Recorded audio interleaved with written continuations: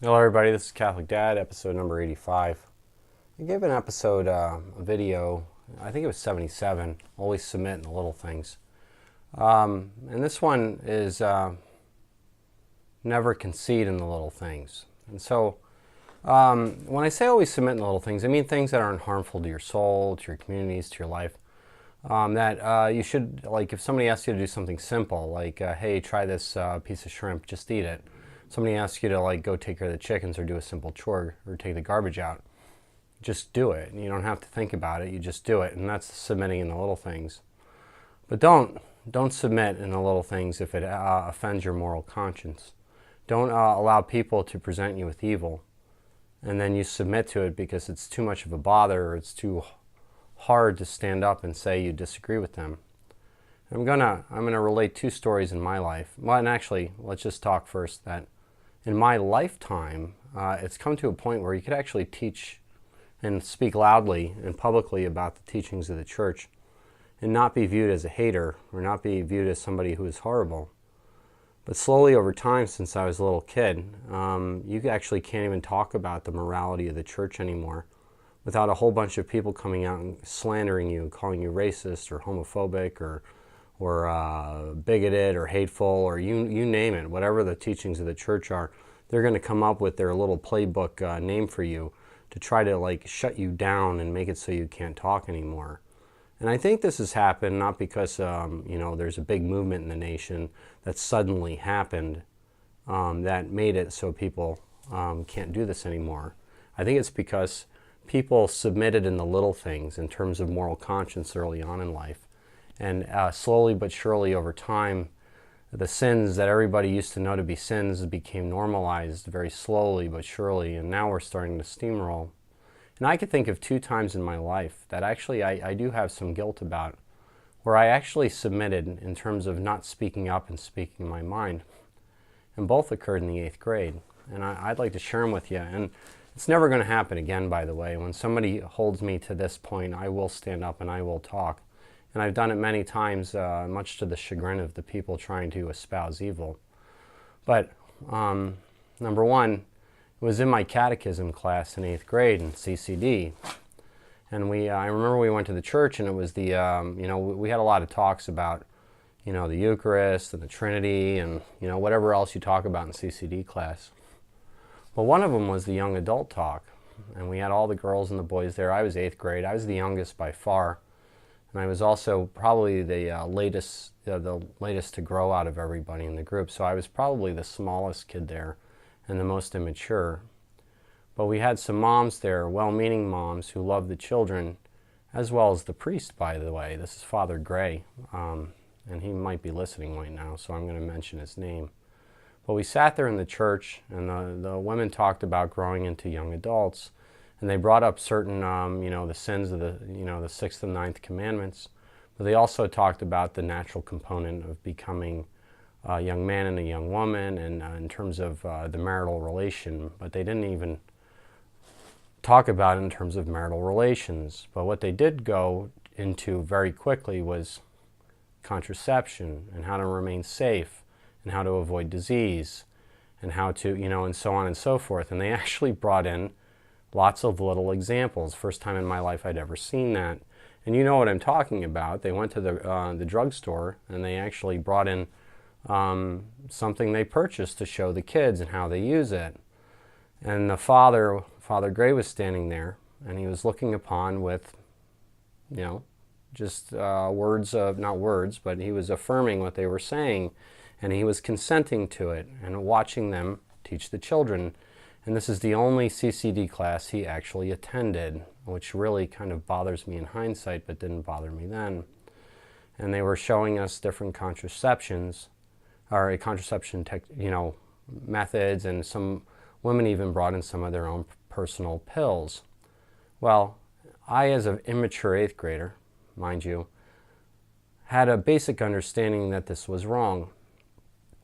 And I also had a basic understanding that the priest should not be consenting to this. And we sat there in front of the Holy Eucharist as in persona Christi, the Father who was wrapped in the Lord's cloth, consented to church heresy. And I knew it was wrong, But I was amongst, I don't know, maybe 80 to 100 children or whatever the confirmation class was in our town. And I said nothing. And I knew I should have spoken up, and I should have asked the hard questions. And I should have asked the Father, and I wasn't complicated enough at this point in time, but Father, you're consenting to heresy in front of the tabernacle where the Lord Jesus Christ resides. If you were a common parishioner, you would be refused the Eucharist. Instead, you're a priest. I don't know what your punishment should be. And so we consented, and everybody consented. And actually, all the kids were looking on with interest, and they were molding their minds. And I remember thinking it was wrong, but I said nothing. And today I hold guilt. Guilt of this, that like out of embarrassment I wouldn't speak, out of fear, out of not being courageous enough. And I hope the kids didn't grow up to consent to the heretical teachings of the church, which I'm sure that a lot of them did, just given the times we live in. The other time is Mrs. Jacobs. She was my 8th grade teacher. And she was a really great teacher and a wonderful woman, quite intelligent. And you know she loved the children. You know she loved what she did. And I remember that she came in one morning towards the end of the school year, and she was all teary-eyed. And she said she had an announcement to make to the class. Everybody in the 8th grade was there.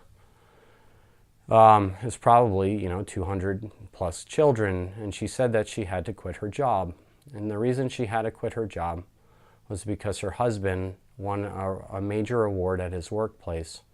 And he won a train ride across Europe. And that she wanted to go with him. But because she didn't have the appropriate time off, she was asked to step down, asked to leave because she was going on the train ride with her husband, that the school would not accommodate her. And our principal, this gnarly, tall, deep-voiced man, Dr. McDowell, I believe his name was, and he stood there looking upon her, that she said the appropriate things to the children and why she was leaving the class. And everybody was crying. Not everybody, but a lot of people were crying because everybody loved her dearly as a teacher. Now looking back on it, I remember thinking, this is wrong. Like, why does she have to leave her job if her husband wins this major award? And I remember it was a 2-week trip. Why can't they just get a substitute teacher for 2 weeks? But I didn't say anything. You're in front of 200 of your classmates, and you're young and immature, and this towering, thundering man is overlooking the whole event, making sure that she says the right words to the students. And to this day, I feel great guilt that I didn't stand up and I say, Mrs. Jacobs, I disagree with this. You shouldn't leave because you're a great teacher and we love you as students, and this is the job you're made for and you're designed for. But you're also a wife and a wonderful mother, and you have responsibility there as well. Like, I appeal to the school to give you unpaid leave that you can go and be supportive of your family.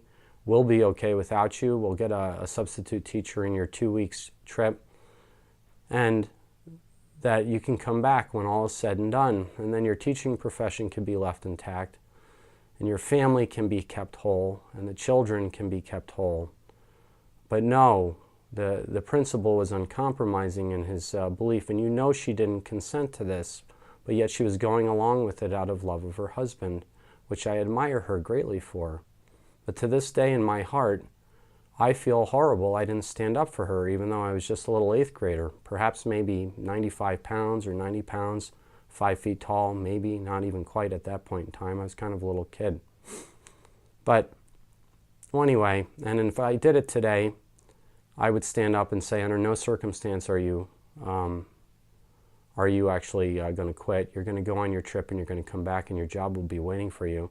And I don't care what that man behind you says, because if he sticks to his guns, we'll have him fired.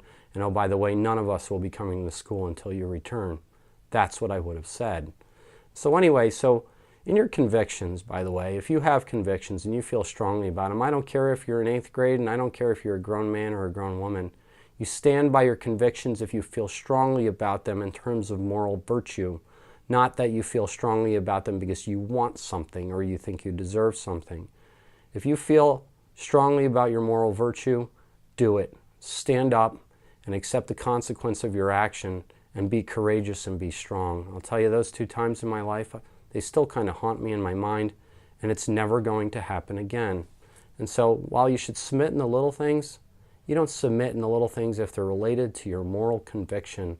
Then you fight like a damn dog, because the society will slowly degrade if there's not voices standing up for righteousness and reason, and for love, and for families, and for teachers, and for your community members, and for the teachings of the church. Now, I hope that priest went to confession, and I hope he's forgiven of his sins. Who knows if he's even still alive? But I can tell you what, in the face of heresy, in the face of great moral degradation of a woman, whatever it may be, whether it seems small and slight at the time, whether you can comprehend it or not, stand up and do the right thing. This is Catholic Dad. God bless you. Take care, pray the daily rosary, and get to Mass. God bless.